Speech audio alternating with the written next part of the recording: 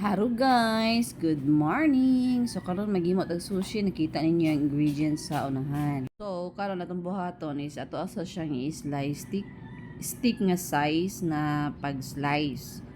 Kay paano man ato ang pag-wrap anaon niya makita ninyo. Sayo na siya buhaton mga ma'am. So inanaray mo magud na siya i-wrap. Ang importante na kay seaweed, kung naa kay pipino, naa kay pakaro sa imong balay. Okay na siya bites na. Then tuna, mayonnaise lang.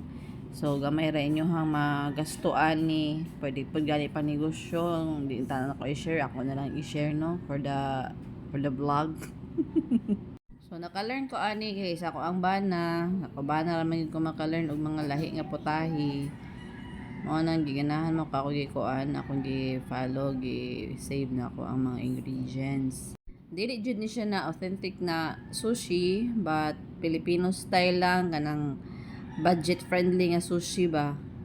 Kay naraman ta sa Pinas niya, pobre ra biya ta. So mangita ang tao kanang way na makahimo lang gid taw niya. Pwede naman pud lasado naman sad siya pag imong tilawan. So diha inyo nakita na i-stir fry sa nato no, kay para medyo maluto siya, kay kaging gahi na buga ay kilaw gid ato ang ikuan. Ipakuratan lang nimo siya sa kaha og kanang luto. So, wala na siya asin, so igo lang gid mo siya i-fry kadjot.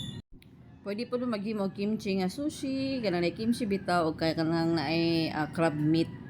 Kay sa Davao crab meat mi ana kay dali naman makapalit diri ang naaman, pero kanang sa unsa ra mo gud naa sa akong ref mao ra akong gikuan.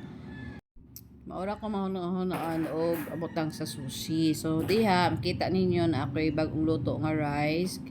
Bagong luto lang para humog din siya, kay kung bahaw medyo gahi na. So na ako'y mixture diha nga dili tubig, suka na ay sugar, tapos na ay sesame oil. Sesame oil gyud maka lami gyud sa kuan niya, kikuman bitaw nga tuyo para sa sauce. Manigab sa ta kay bago kong pamahaw. Nag-edit sa okadyot. Imo na siya ihalo. Ay lang pagdaghana, then ay pod ka ay bugata imo kamot og pag ukay-ukay kay malata ang imuhang kanon. Mas nindot tong kanon na medyo kuan nga ni bungkag-bungkag ba. Ako gipalit na bugas nga medyo bungkag-bungkag man, so okay ra pud siya. So diri atong nakita nga nag-prepare pa og tuna. Century tuna lang gyud siya nagamay, butangan dayon og mayonnaise. So kulang na ko mayonnaise mga 2 tablespoon lagi or 2.5 tablespoon nimo ibutang. Nawi gi-request ako ani permi, pero say matapol ko nya kanang matapol mo kanang naay eskwela mga bata. Pareha aron samok kay si Isha, sige samok-samok sabaw. Ay wa jud koy quiet time ani. Katinuod lang.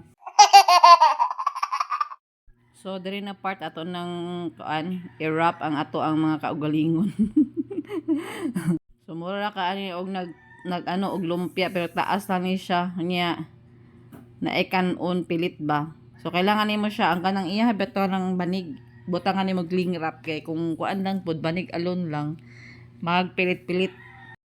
So diri na part mag-slice na ta. So sa pag-slice kailangan limpyo imuhang kutsilyo, tapos hait jud siya. Kaya aron dili siya hugaw pag kuan, di malata, di mabungkag.